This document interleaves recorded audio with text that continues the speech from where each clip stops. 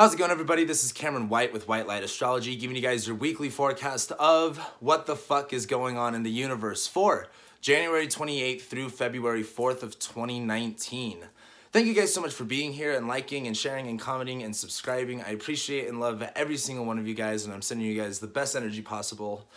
This week we go into not necessarily a big change, but a little bit more of a constructive change, a little bit more of a progressive change. Not so much Venus and Mars in Aries where it's all fired and amped up, but a little bit more of Venus in Capricorn, and we also have this new moon in Aquarius and Mars squaring Pluto, where I really do think that things are going to take a progressive and a constructive nature. Mars squaring Pluto later on this week is going to be a little bit intense. However, I mean, we have Mercury going Cazimi at the beginning of this week, which is going to be really refreshing. And then after the Mars square Pluto that we have on Friday, going into this weekend, we have Venus entering Capricorn, and then we have the new moon in Aquarius to start next week off with. And so, yeah, that Mars square Pluto is going to be a little bit rough around the edges. However, Venus going into Capricorn, I really think is just going to help us get our attitude adjusted to where we have more value in disciplining ourselves, getting kind of like that stuff together where Saturn and Pluto and the South Node are like kind of making things fall apart. Venus is like, all right, let's be a little bit more constructive about this area. Let's follow the rules. Let's be a little bit more self-disciplined in this area.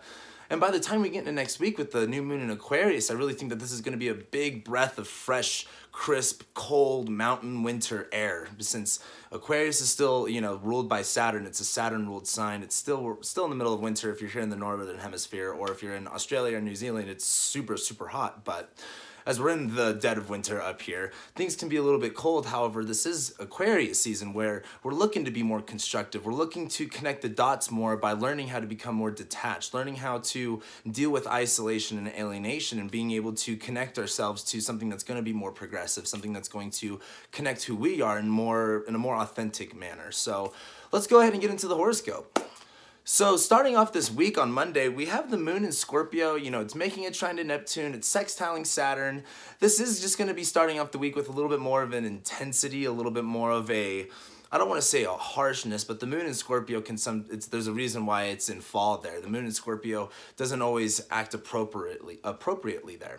However, with Saturn in Capricorn sextile, or I should say the moon applying to a sextile to Saturn in Capricorn, this is going to be good to kind of like, okay, where can you focus your emotional energy? Where do you have the energy for that? And where can you be more constructive about it? Saturn in Capricorn's like, hey, you know, I won't shut up about this for the next couple years. However, Saturn in Capricorn's like, hey, what are the walls? What are the limits? What are the restrictions? What are you trying to build up? What are you trying to tear down? And that moon in Scorpio is just focusing in on what exactly is important.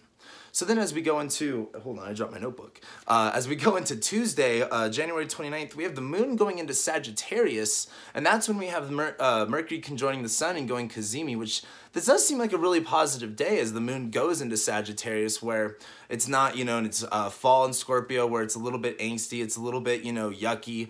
The moon's in Sagittarius where it's seeing new opportunity, it's wanting to discover, it's wanting to expand, it's wanting to go really fast, it's seeing opportunities, and it's seeing more positive fruition of things. And the Mercury conjunction with the sun is going to be really important too. And I talked about this in my horoscopes for January about how this Mercury-Sun conjunction is happening at 9 degrees Aquarius. And this is where Mars retrograded. It's where he stationed retrograde last summer when we had that big Mars retrograde in Aquarius. And so I really do think that as Mercury goes, you know, basically is in the heart of the sun, this is going to be whatever, maybe if you had like a really intense time during that time, as the Mars retrograde was, whatever issue that might have caused, this Mercury-Sun Cazimi might be bringing resolution to that, might have finally, you know, some communication, bringing things together.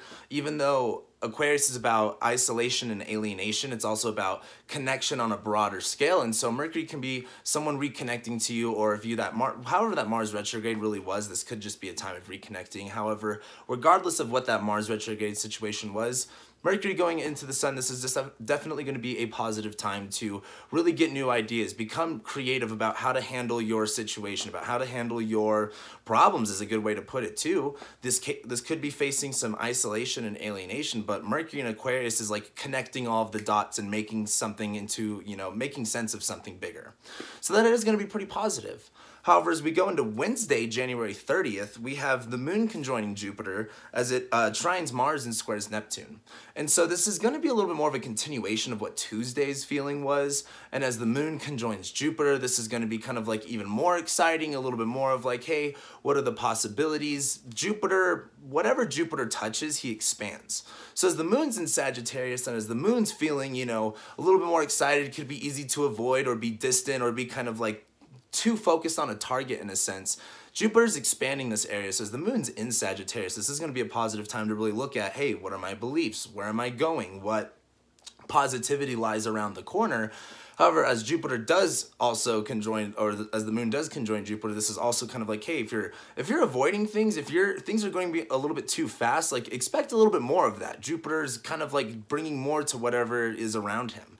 So as the moon trines Mars as well, and Mars is in Aries where we're wanting to get things done, we're wanting to, you know, just continue on, do as much as we can, I think this is going to be a kind of an exciting time to really go, hey, what are my opportunities that are around me? Where can I really find myself in an opportune time and an opportune place?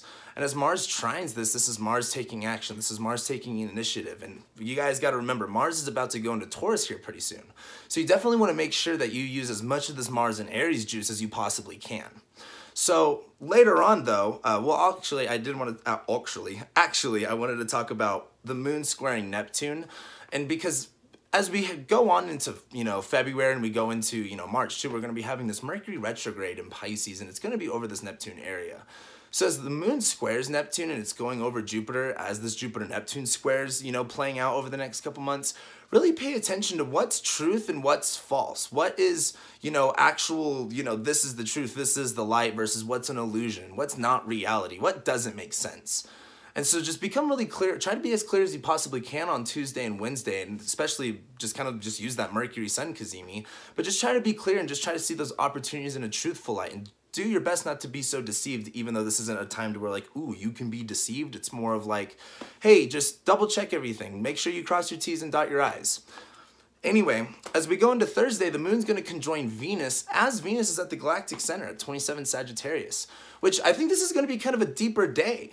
As Venus is in Sagittarius, Venus, this planet of value and love and money and relationships and connection and bringing things together. She's in this fun, exciting sign of Sagittarius, and she's at the galactic center where this becomes a little bit more of a deeper mission. This becomes a little bit more of a deeper sense of wanting, a deeper sense of searching, a deeper sense of an eagerness to learn and to discover and to explore. And as the moon conjoins Venus right here, I think this is going to be a really big time to go, hey, this is what I'm wanting to explore. This is where I'm wanting to go to. I'm very much ambitious about where it is I want to go, what it is I want to learn, what about me or people or anything that you value. What do you want to discover more? What are you passionate about? What are you really, you know, like what excites you so much that you love it all the time? It's the most amazing thing and you want to explore more of that. That Venus and Sagittarius over that area with the moon being right there, this is going to be really highlighting like what do we want to explore and what do we just want to sink our teeth into? And that Sagittarius sense of what can we just wrap our minds with. So that's going to be really awesome, I think. It's going to be a little bit more of a deeper, more reflective time. However, I do think it's going to be exciting. And then later on Thursday on the 31st, we have the moon going into Capricorn. So as the moon leaves, you know, that conjunction with Venus, it's going to be going into Capricorn where it gets a little bit more detached. You have to remember the moon, Capricorn is the moon's detriment. The moon doesn't function as well as it possibly could here. And as the moon's in Capricorn, this is about kind of solidifying things. This is about detaching away from an emotional aspect of things in order to get what needs to get done, or get done what needs to get done is a good way to say it.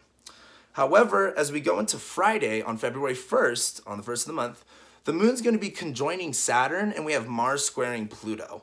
So this is going to be a very interesting start to the month because as the moon is on top of Saturn, where Saturn's making this cold, harsh, you know, environment for the moon, and the moon's kind of like, I'm a little bit sensitive, but I need to get this work done and it sucks and I'm not getting emotionally validated the way that I need to.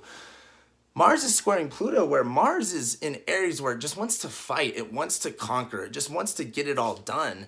And as it squares Pluto, this isn't necessarily like a, oh, you're going to get it all done right here, right now, but this is more of like a, hey, if you want to achieve this, if you want to go for this, this may be bigger than you think. This may unlock bigger change. This may be more of a coming from a deeper fear almost, in a sense.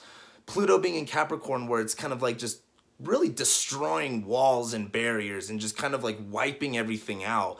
Mars is squaring it where it's like, what can I still, it's kind of like in a sense where, you know, there's a nuclear bomb dropping on you and you're trying to run away from it almost, in a sense, or you're trying to fight it. It's going to be kind of like, you can have that energy, but it may not, I don't want to say it's not going to work, but it's going to be really rough. It's going to be a little bit intense. It's not going to be necessarily fun. This Mars in Aries is, you know, very much like, I want to go, I'm ready for this. It could be agitating, it could be aggravating, and as it squares Pluto, this is kind of like, how do I need to change that? How do I, if I'm, again, going to focus my energy, if I'm going to have all this energy, what's important to focus it on? Where do I need to place that energy at?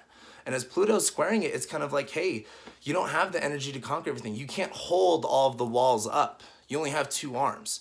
Hold on to the ones that are going to be the most important for you. So then as we go into Saturday on February 2nd, we have Venus trining Uranus, which this is a very liberating time. You know, Venus just passed the galactic center. Venus is now trining Uranus, where she's feeling liberated. She's feeling great. This is exciting stuff. The moon's also going to be on top of Pluto, which is a little bit more, yeah, the moon's still going to be in Capricorn. We're still going to feel a little bit more detached, still going to feel a little bit more, what do we need to focus on? What do we need to do? What do we need to, you know, I don't want to say accomplish, but again, structure or organize or contain is a good way to put it. But also, besides Venus trining Mars and the moon conjoining Pluto, the moon's also going to be squaring Mars and Uranus, which I do think is going to be interesting because as Venus trines Uranus, where we're going to feel a little bit more excited and liberated and almost ready to go, we're going to feel that spark. The moon squaring Mars and squaring, you know, Uranus is kind of like, I'm afraid to take this jump. I want to be safe in my walls. I want to be safe in the barriers that I've built up. I want to be safe right here because this works. And so I challenge you on this day to really look at, you know, where are you holding yourself back in that sense of limitation of, you know, oh, you can't do this, or you're afraid to get out of your comfort zone for this, because on this day with Venus trining Uranus and the moon's going to be squaring it, it's kind of like, hey, like, I don't want to say don't be afraid to, you know, just go for it and do whatever you want, but it's more of like, you may really be holding yourself back from something that could be extremely inspirational and liberating for you. And so if that's kind of coming up for you, don't hold yourself back. And that's on what, Saturday? Yeah, Saturday the 2nd. So pay attention this weekend to, you know, where you're putting barriers up, where you're putting limitations and walls, and what you can do to really get yourself excited to break through those. But then as we go into Sunday on February 3rd, sorry, I'm like really sweaty. It is super hot in here. I got the window open and it's like a blizzard outside and I'm still hot. Anyway, as by the time we get into Sunday, we have the moon going into Aquarius and we have Venus going into Capricorn. And this is pretty nice because as the moon goes into Aquarius, not necessarily opportunities like open up, but different perspectives open up, different connections and different ways to process and handle things is gonna kind of open up. And as Venus goes into Capricorn, it leaves, you know, the last degrees of Sagittarius, goes into Capricorn where Venus saw an image. Venus had almost like a dream. Venus had something that she wants to pursue. She saw it. And as Venus goes into Capricorn, this is about Venus going, okay, I've seen the vision. I've gone on my travels. It's time to build something out of this. It's time to really discipline myself. It's time to structure myself in a way that's going to align me with what that vision was. And this is going to be positive. And as we go into Monday next week, by the time we're doing this video again, on February 4th, we have the new moon in Aquarius, and we have Mercury sextiling Jupiter during this time too. And so this new moon in Aquarius is kind of like going, okay, you know, what needs to get done? What needs to be handled?